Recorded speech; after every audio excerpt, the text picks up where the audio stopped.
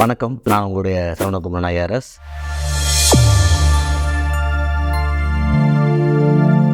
Ponzi scam நம்ம அடிக்கடி news பேப்பரில் இந்த எம்எல்எம், மல்டி லெவல் மார்க்கெட்டிங்கு, இந்த இன்வெஸ்ட்மெண்ட் ஃப்ராடு, இந்தமாரி விஷயங்கள் தமிழில் பாப்புலராக ஒரு படம் வந்தது சதுரங்க வேட்டை. இந்தமாரி இடத்துலலாம் நம்ம அடிக்கடி பார்க்குற பேர் வந்து அந்த பான்சி ஸ்கேம் அப்படிங்கிறது. இந்த பான்சி யாருன்னா சார்லஸ் பான்சி, ஒரு 1880 அமெரிக்காவில் இருந்த ஒரு பிஸ்னஸ் மேன். இவர் தான் இந்தமாரி ஆசையை காட்டி இந்தமாரி மோசம் பண்ணுறது அப்படிங்கிறத மாஸ்டர் பண்ணுறாரு.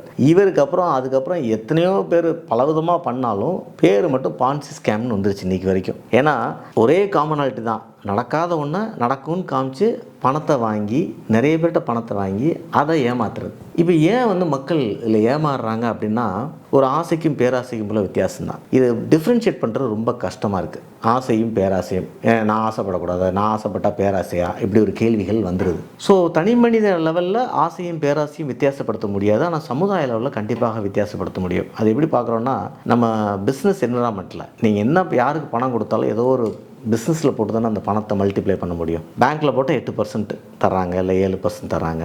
அப்போ கம்பெனியில் போட்டு தான், ஒரு பிஸ்னஸில் போட்டு தான் பணத்தை கொடுக்க முடியும் டெவலப் பண்ணி. இப்போ இதில் இந்த பிஸ்னஸில் எவ்வளோ பணம் வருது, ஒரு நார்மலான ஒரு ஸ்டாட்டிஸ்டிக்கல் ஆவரேஜ் என்ன சொல்லுதுன்னா, ஒரு 3-4 லேயராக பிரிச்சுக்கலாம்.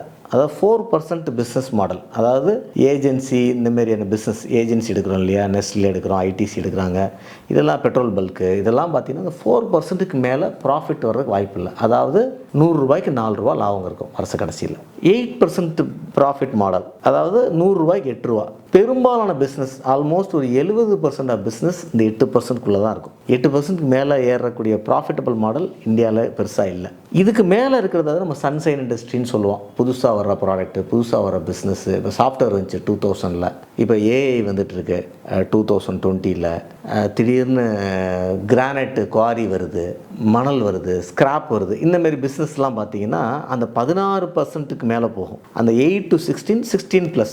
ஸோ இந்த 3-4 கேட்டகரி தான் பிஸ்னஸ். ஸோ நாங்கள் வந்து என்ன சொல்கிறோம், 16%க்கு மேலே பிஸ்னஸ் பண்ணுற ப்ராபபிலிட்டி பெரும்பாலும் லெஸ் தென் 5%. அதாவது ஆயிரக்கணக்கான பிஸ்னஸ் ஃபார்மேட்டில் கொஞ்சம் மோல் ஃபார்மேட் தான் 16% தாண்டும். ஆனால் நம்ம ஸ்கீமில் வர இந்த விஷயங்களை படிக்கும்பொழுது என்ன பார்க்குறோன்னா, 100 ரூபா கொடுத்துட்டு 130 ரூபா வேணும், 150 ரூபா வேணும், நான் தர்றேன் அப்படின்னு சொல்லி தான் பணத்தை இன்வெஸ்ட் பண்ணுறாங்க. கண்டிப்பாக மக்கள் புரிஞ்சுக்கொண்ட விஷயம், உங்களுக்கு நிறைய பிஸ்னஸ் 4, 8, 16% பிஸ்னஸ் ஃபார்மேட்டில் இருக்கும் பொழுது, 16%க்கு மேலே பிஸ்னஸ் ஃபார்மேட் கொடுக்குற பிஸ்னஸே ரொம்ப கம்மியாக இருக்கும் பொழுது, இந்த ஸ்கீமில் உங்களுக்கு பணத்தை எப்படி மல்டிப்ளை பண்ணி கொடுக்க முடியும்? அவர் வீட்டில் இருந்தால் பணம் மல்டிப்ளை ஆக போகிறதில்ல.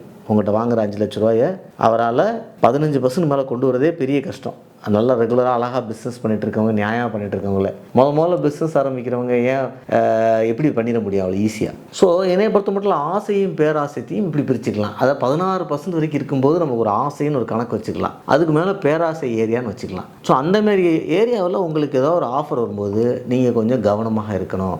இந்த ஸ்கீமில் 16% மேலே வர வாய்ப்பு இல்லைன்னு அவங்க எல்லாம் சொல்கிறாங்களே, அப்போ அதில் இன்வெஸ்ட் பண்ணலாமா? 100 ரூபாய்க்கு 16 ரூபாய்க்கு மேலே 130 தரேன், 140 தரேன், 150 தரேன்னு சொன்னார்னா வருஷ கடைசியில் உங்கள் ஆண்டனா கொஞ்சம் மேலே ஏறி செக் பண்ணணும். இல்லைனா இந்தமாரி ஸ்கீம் பணத்தை கொடுத்துட்டு பலவிதமான வேதனைகளோட ட்ராவல் பண்ணுறதை பார்க்குறோம். அதாவது நம்ம ஏமாந்துட்டோங்கிற வேதனை, பணம் போயிடுச்சுங்கிற வேதனை, சிஸ்டம்ஸு, கோர்ட்டோ போலீஸோ இதிலெல்லாம் வந்து ஒரு இந்த ப்ராசஸை முடிக்கிறது ஒரு பெயின்ஃபுல்லான விஷயங்களை அதை நம்ம பார்க்குறோம் நாங்கள் பக்கத்தில் இருந்து. ஸோ இந்த வேதனைகளுக்குள்ள மாட்ட வேண்டிய விஷயம் வந்திருக்கனால, ஸோ மனித வாழ்க்கையில் ஆசைக்கும் பேராசைக்கும் வித்தியாசம் எல்லா இடத்துலையும் கம்மியாக இருந்தாலும் இந்த விஷயத்தில் நம்ம ஒரு டிஃப்ரென்ஸை பண்ணணும் அப்படிங்கிறது என்னுடைய ஒரு வேண்டுகோளாக இருக்கிறது. மகிழ்ச்சி, வணக்கம்.